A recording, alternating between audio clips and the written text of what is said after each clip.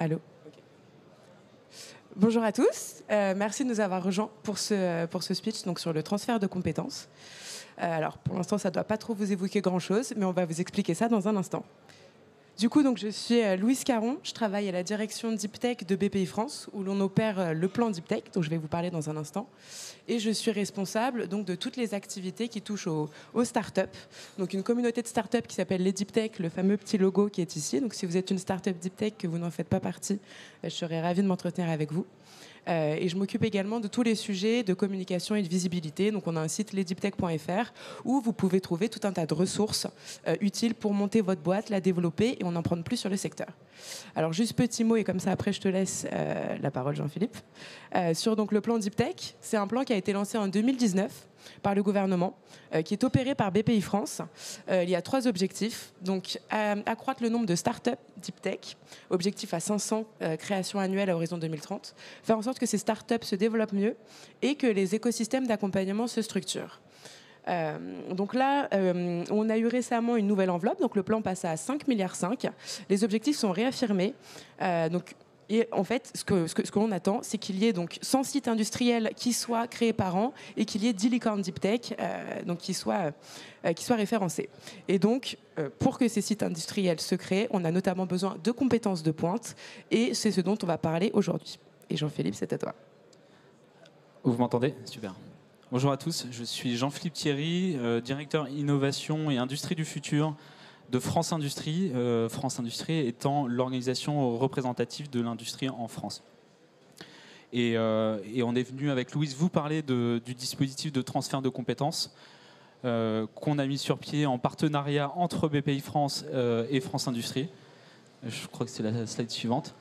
Dans un contexte que Louise a évoqué à l'instant, qui est le plan Deep Tech. Tu veux redire un mot ou tu as couvert le sujet? Écoute, c'est plutôt clair, je pense, le plan Deep Tech. Tu peux continuer.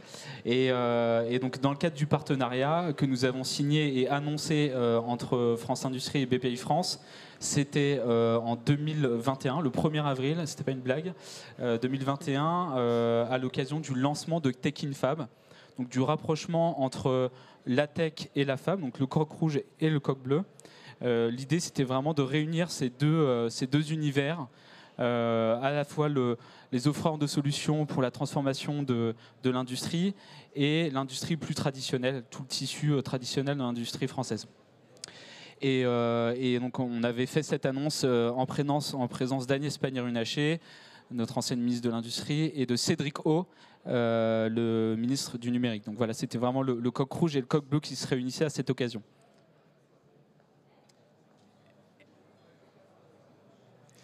Du coup, donc, il y a tout un tas d'initiatives que l'on opère ensemble donc avec Jean-Philippe. Il y a quand même un très gros objectif, c'est de faire, comme l'indique le mot Tech in Fab, faire en sorte que la tech et la fab, donc les industriels, se rencontrent. On essaye de fluidifier notamment les collaborations. Donc, notre premier fait d'armes, c'était donc le Deal Memo Deep Tech, mémorandum de collaboration, en gros, qui permet un peu de cadrer ces négociations pour contractualiser entre une start-up et un grand groupe. Et donc, là, on s'est attaqué au sujet du transfert de compétences. Alors, peut-être, Jean-Philippe, tu veux que je te... Je vais reprendre la parole. Ouais. Alors, le transfert de compétences, ça répondait à un des enjeux qu'on avait identifié pour les startups deep tech et industrielles. Qui, à côté du sujet du financement, du foncier, le sujet des compétences et de l'expertise, notamment sur l'industrialisation, c'était vraiment un sujet qui nous remontait dans les retours d'expérience qu'on avait de dirigeants de startups deep tech et industriels qui nous disaient que parfois, ils peinaient à attirer des compétences et des expertises sur le sujet de l'industrialisation, mais pas que, on va le voir juste après. Et face à cet enjeu, on a eu l'idée de mettre en place ce dispositif qui permet la circulation des talents entre des salariés, enfin entre de grandes entreprises et des startups. Et on va entrer dans le vif du sujet, mais le principe de ce dispositif, c'est de donner la possibilité à des salariés de grandes entreprises d'aller passer quelques semaines, mais aussi 6 mois ou jusqu'à 2 ans dans une startup. Et on mentionne la DGE, je le rappelle quand même que à l'origine de cette idée, en fait, on en avait parlé à Bercy, notamment la Direction Générale des Entreprises, pour leur dire qu'on avait cette idée-là. Ils nous ont dit top, allez-y, montez un pilote et on verra dans la foulée comment nous on peut soutenir l'initiative, notamment par des incitations fiscales ou autres. Et donc là, on vient de terminer ce pilote dont on va vous parler. Et donc du coup, alors comment est-ce qu'on a procédé? Alors c'est ce qu'on sait faire de mieux. On met ensemble, on met autour de la même table des startups et des industriels, et comme ça on voit quelles sont les demandes des uns et des autres pour essayer de créer quelque chose qui convient bien aux deux parties. Donc dans un premier temps, ce qu'on a fait, c'est on a identifié les besoins métiers des startups, quelles étaient les compétences clés dont elles avaient besoin. On a ensuite donc, réfléchi à des sujets qui étaient remontés. Par exemple, comment est-ce qu'on se répartit le coût du salarié, comment est-ce qu'on gère la propriété intellectuelle. Quand on est deep tech, en effet, c'est un gros sujet. Voilà, tout un tas de questions qui nous ont permis de bien cadrer le dispositif. Et donc, on est en plein pilote, on a 3 transferts en cours. Alors, je tenais quand même à ajouter donc, les personnes qui ont participé à l'élaboration de ce dispositif. Vous voyez qu'on a quand même pas mal de startups et des grands groupes qui ont joué le jeu. D'autres ont rejoint évidemment la course par la suite. Alors, les points clés. Donc, juridiquement, le transfert de compétences, c'est adossé à la loi Cherpion. C'est un dispositif donc, de mise à disposition de main-d'œuvre. Donc, c'est possible depuis des grands groupes qui font plus de 5000 salariés vers des entreprises, donc start-up, qui font moins de 300 salariés, si je ne dis pas de bêtises. Déjà, premier point. Et en fait, ça permet justement de refacturer. Nous, ce que l'on propose, premièrement, c'est donc de se répartir le coût du salarié, donc du grand groupe, qui va être mis à disposition.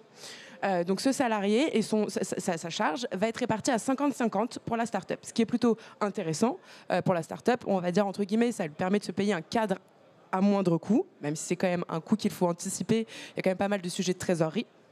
Ça, c'est pour le premier, donc le sujet du coût. Ensuite, deuxième point, ça va être sur la propriété intellectuelle. Nous, ce qu'on pousse, c'est que la propriété intellectuelle reste à la start-up. Voilà.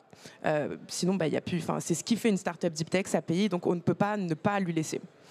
Il y a donc dans les faits, comment ça se passe? Il y a une convention tripartite qui est signée entre le grand groupe, la start-up et également donc, le CSE. Et en fait, le collaborateur a l'assurance, c'est plutôt donc sans risque, le collaborateur a l'assurance ensuite de retrouver son poste. Donc on va partir sur des missions qui font de 1 semaine, 2 semaines à 3 mois, 6 mois, 1 an. Donc on est quand même assez large, on s'est pas mal ouvert là-dessus. Peut-être ce qu'il faut aussi vous rappeler, c'est donc dans les besoins qui avaient été identifiés parmi les startups. Donc tout d'abord, on avait le sujet de l'industrialisation, forcément. Donc comment est-ce que je fais pour passer de mon ultime version de laboratoire à une production en série? Pour passer le cap, pour lancer une usine, pour lancer une ligne de prod, là, à date, les compétences se trouvent dans les grands groupes. On avait également des sujets sur la réglementation, donc des sujets de lobbying. Une start-up deep tech, elle est en rupture avec l'existence, la solution est en rupture, donc la réglementation n'est pas toujours adaptée. Or, on a besoin de personnes qui sachent naviguer entre toutes les organisations pour pouvoir aller débloquer les situations, pour pouvoir aller créer un cadre favorable à la mise sur le marché de la solution. Troisième point, on avait donc aussi des sujets donc sur les RH, recruter les compétences, les profils clés, commencer à lancer une marque employeur. On avait aussi des sujets un peu plus finance de projet. Où est-ce qu'on va aller chercher les fonds à droite, à gauche? Comment est-ce qu'on structure les comptes d'une entreprise? Voilà, donc c'était à peu près les profils clés qui avaient été identifiés. Je pense que donc j'ai fait à peu près le tour de le périmètre de ce dispositif. Oui. Ouais, juste peut-être une autre fonction que tu n'as pas mentionnée, je crois que c'était le sujet de l'industrialisation produit. Si. Okay. J'ai commencé par l'industrialisation. On a répété, vous en faites pas. Donc voilà, et donc alors. Les bénéfices identifiés, pour les startups, ils sont quand même assez évidents. Pour les grands groupes, on a l'impression qu'il faut toujours un peu le rabâcher. Mais premièrement, ce que ça facilite, donc l'acquisition pour le salarié, au lieu d'aller faire une formation complémentaire, là on est sur une formation complètement in situ, où du coup le salarié va développer des compétences clés qui vont aussi participer à la transformation digitale de la boîte. Deuxièmement, pour une entreprise, donc parfois il y a eu la crise du Covid, tout ça.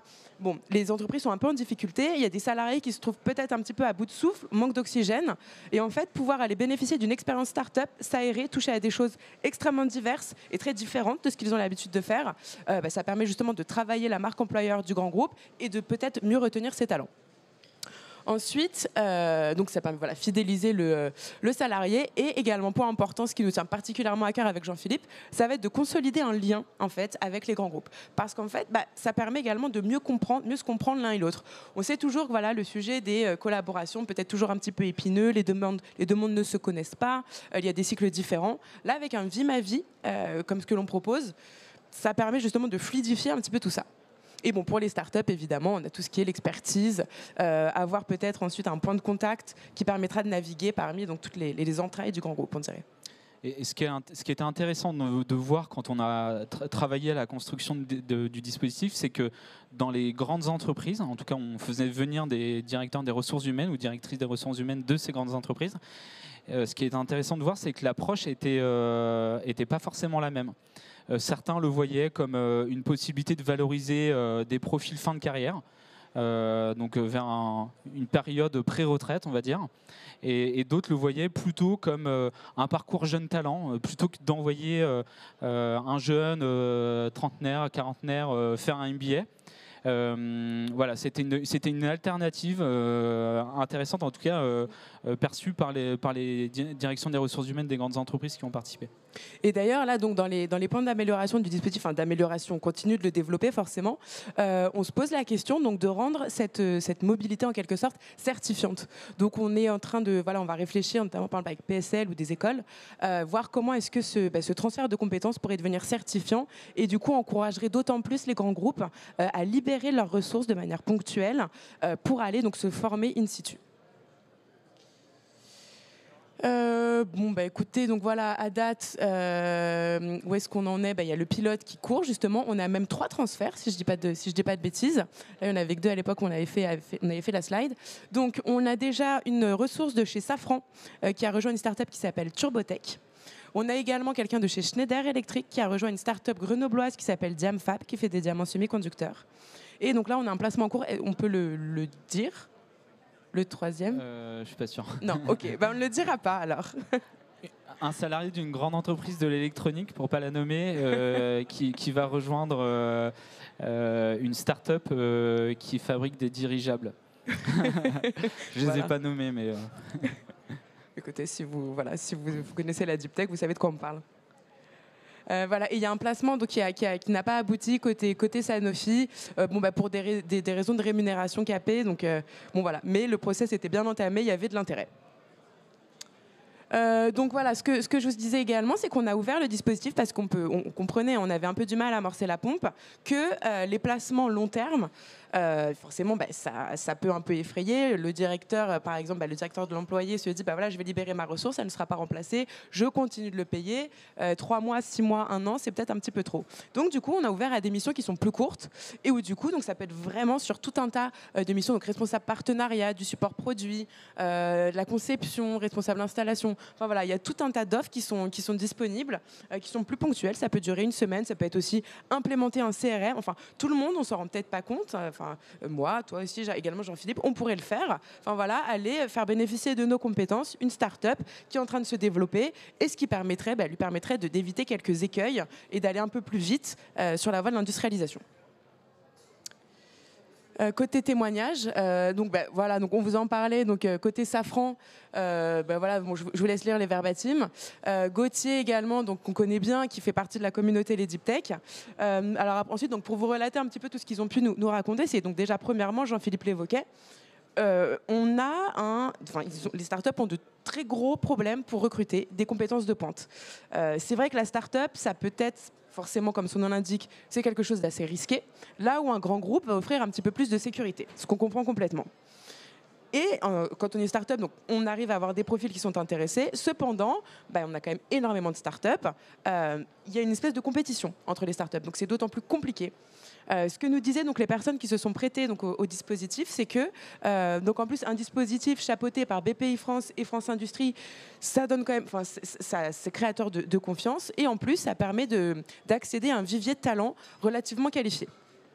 Deuxième point aussi, ce qui est intéressant, par exemple, notamment dans le cas de Schneider qui est allé chez Diamfab, c'est-à-dire que Schneider pourrait être un potentiel client de Diamfab. Ce qui est intéressant là-dessus, c'est que le fait d'avoir un insider, on va dire, donc chez Diamfab, ça les aide du coup à mieux comprendre leur marché, à ouvrir des perspectives et surtout en fait s'adresser directement à un potentiel end-user.